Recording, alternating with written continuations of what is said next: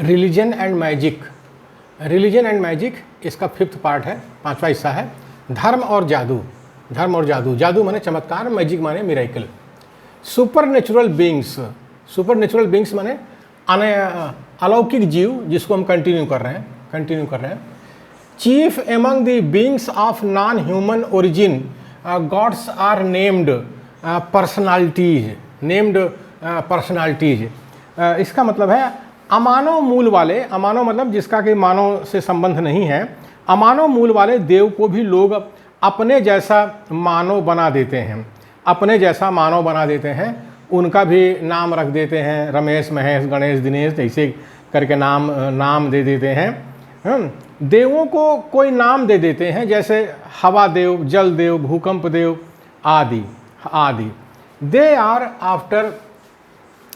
After an anthropomorphic that is conceived in the image of a person, although they are something given the shapes of other animals or of celestial body such as the sun or moon,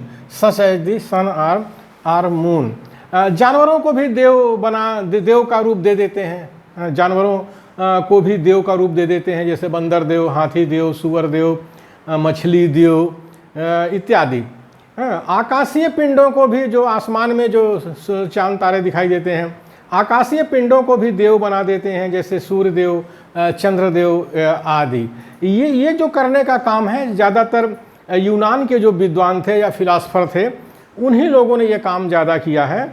और चूँकि यूनानी लोग भारत में आए थे, तो इसलिए भारत के अंदर जो है ये बंदर देव, हाथी देव, सुअर देव, मछली देव, ये सब दिखाई पड़ता है। सूर्यदेव, चंद्रदेव, खैर सूर्यदेव चंद्रदेव तो और भी इजिप्ट वगैरह में भी दिखाई देता है ये सब।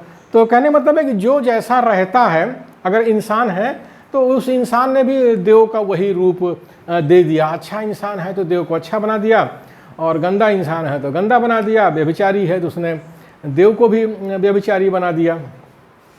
Essentially, the gods are believed to have created or gave birth to other gods। इसका मतलब है देव जो होते हैं, देव स्वयंभू होते हैं। देव स्वयंभू होते हैं मतलब अपने से ही पैदा हो जाते हैं। पता नहीं कैसे पैदा हो जाते हैं, लेकिन कहते हैं स्वयंभू मतलब अपने से ही पैदा हो जाते हैं, कोई पैदा नहीं करता उनको, अपने से, उसी को स्वयंभू कहते हैं। देव स्वयंभू होते हैं, अपने से पैदा हो जाते हैं। वे दूसरे छोटे छोटे देवों को पैदा करते हैं। वो क्या करते हैं, फिर छोटे छोटे देवों को पैदा करते हैं। इसका मतलब है जो स्वयंभू देव होते हैं, उनके पास देवी भी होती हैं। बिना देवी के तो छोटे छोटे देव पैदा नहीं होंगे।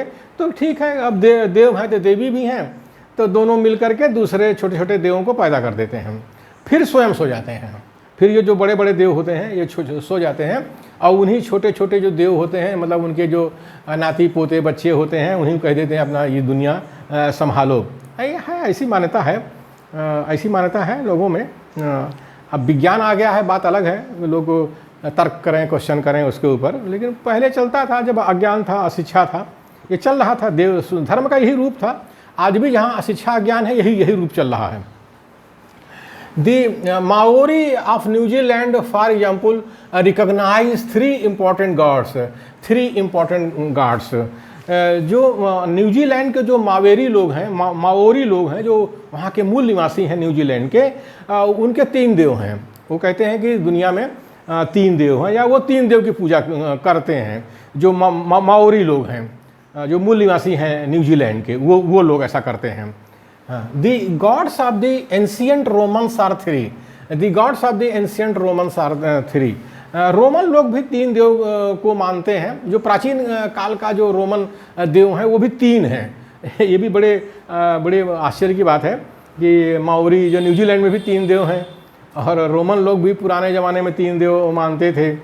और इधर मक्का में जो है, मक्का में भी बहुदेवा के 3 देव हैं। 3 देव हैं, बड़ा देव है, मझला देव है, छोटा देव है।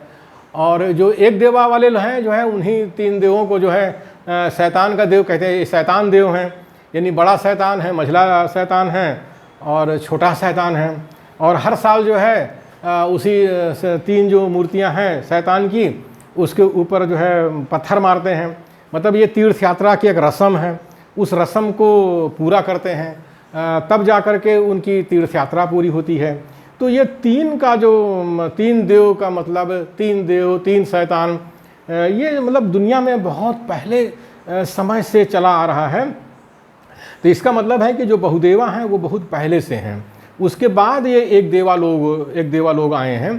तो लेकिन वो जो बहुदेवा लोग हैं वो भी नहीं बताते कि मक्का के अंदर जो तीन देव हैं, बड़ा देव, मझला देव, छोटा देव, वो कौन है, उसके बारे में खुलकर बात नहीं करते।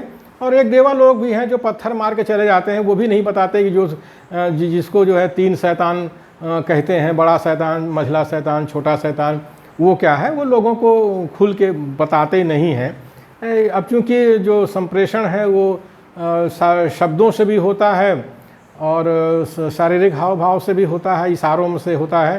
तो अब इशारे में समझ लीजिए कि जो मक्का में जो है एक देवा बहुदेवा का जो झगड़ा हुआ था, लड़ाई हुआ था, संघर्ष हुआ था, खूनी युद्ध हुआ था, तो ये वो किस लिए हुआ था। तो यानी जो बहुदेवा के जो तीन देव हैं, उन्हीं को एक देवा के लोग तीन शैतान कहते हैं, बड़ा शैतान, मझला शैतान और छोटा शैतान। तो ये झगड़ा वही चला आ रहा है। और भारत के अंदर तो बड़ा अच्छा ये दिखाई देता है।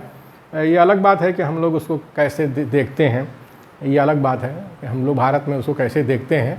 लेकिन एक देवा बहुदेवा का ये जो झगड़ा है भारत में तो आज 20वीं सदी में बड़ा खुल करके दिखाई दे रहा है। बल्कि उसी पर सारी राजनीति चल रही है, एक देवा बहुदेवा की राजनीति चल रही है हमारे इस भारत देश में।